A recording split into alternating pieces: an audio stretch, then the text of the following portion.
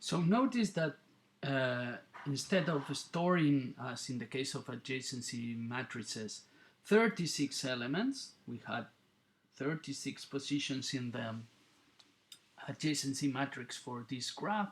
We are only going to store 6 lists with 8 elements in total, the 8 edges that are in the graph. So that is quite a reduction of the number of positions in memory that we need in order to store the information about the graph. And we have all the information because we have, as the number of vertices is the length of the vector, and we have all the edges stored in the lists. So you may ask, why don't we always use this representation? And the answer is that the complexity of the operations when we want to obtain information about the graph is sometimes bigger with this representation in adjacency lists. For instance, when we have an adjacency matrix and we want to know whether two vertices are adjacent or not, for instance, we want to know whether 3 and 6 are adjacent, 3 is adjacent to 6, for instance, what we need to do in the case of the adjacency matrix is to go to position 6, 3 and check if there is a 1 or not. Okay, so that takes time constant. It doesn't depend on the size of the graph. Okay, it only takes one operation. We go to a position of memory and we check whether there is a 1 or a 0 there. But in the case of adjacency lists, say that I want to check whether 5 is adjacent to 2, I need to go to the list in position 2 and check whether 5 is in that list. But to check that, in general, in the worst case, I need to look at all the elements in the list. Okay, so it is not constant. It depends on the size of the list. It depends on the degrees of the vertices. Okay, if the degrees of the vertices is big, then I need to check a lot of elements in order to see if they are adjacent or not. Okay, while with adjacency matrices, I can check that directly with just one operation. Another thing that is a bit more difficult to compute in this case is the degree of the vertices in some situations. For instance, the degree of the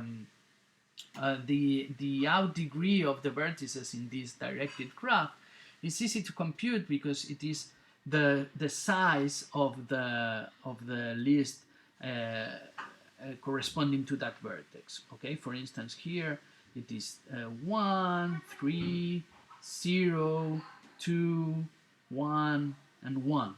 Okay, but what if I want to compute the in degree?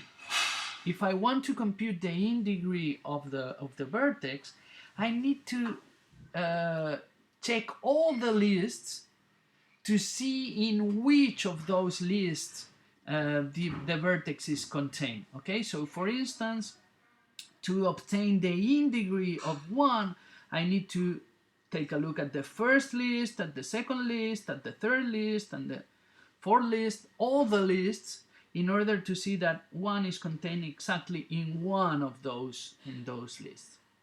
To check or compute the in degree of vertex 2, I need to again look at all the lists and see that it is contained in 2 different lists, and so on. Okay, and this is much more difficult than doing this with the graph, with the adjacency matrix of the graph, in which I just need to compute the sum of the column. Okay, so Some of the operations are more difficult to compute, to perform, to execute with this representation. And this is something that is true in general when we have different representations of data structures. You are going to study a lot of this in future courses, in algorithmics and data structure. But when you have a representation that uses a lot of memory, it sometimes can make some computations quicker. Okay, you need less operations in order to perform some computations because you have the information already there. Okay, you have some information that you may need, you don't need to compute it again. But if you reduce the memory fingerprint of the data structure, if you store less information, if you somehow compress the information, as we are doing in this case, eliminating all the zeros, then when you want to compute some properties, some figures, some numbers about your data structure, then you need to make more, use more time in the computation. You need to perform more steps in the computation. Okay? Let me finally give you an example of the adjacency list in the representation of a non-directed graph. Again, we have this example here. And I want you again to stop the video, to pause the video now, to compute the adjacency list for this graph, and then come back to the video to check your answer. Okay, so please stop the video, do your computations, and come back. In the next slide I'm going to show you the answer to this question: what is the adjacency list representation of this graph? Okay, are you done? So let's show what is the representation in this case. Notice that now this is an undirected graph, so all the vertices are connected in both directions. Okay, so when we compute the list of vertices that is adjacent to that are adjacent to 1, we find that they are 2 and 5. Okay. Also, for 2, we obtain 1 and 5. Those are the vertices that are directly connected to 2. For 3, it is 6. 4 has no adjacent vertices. 5 is adjacent to 1 and 2. And 6 is adjacent to 3. Okay? And notice that here we again reduce the number of elements that we need to store. In the case of the adjacency matrix, we had 36 elements. And in the case of this adjacency list, we have 2 plus 2, 4, 5, 7, 8, okay, which is twice the number of edges in the graph, because we need to store each edge in 2 lists. For instance, the edge that connects 1 and 2 is stored in the list of 1 because 2 is adjacent to 1, and in the list of 2 because 1 is adjacent to 2. But anyway, this is a reduction in the number of elements that we need to store in memory. And again, we may have some drawbacks, like, for instance, the time that we need to compute whether 2 vertices are adjacent or not, because we need to scan the complete list of adjacent vertices of a given vertex to check whether the vertex we are looking for is in that list or not. Okay, here the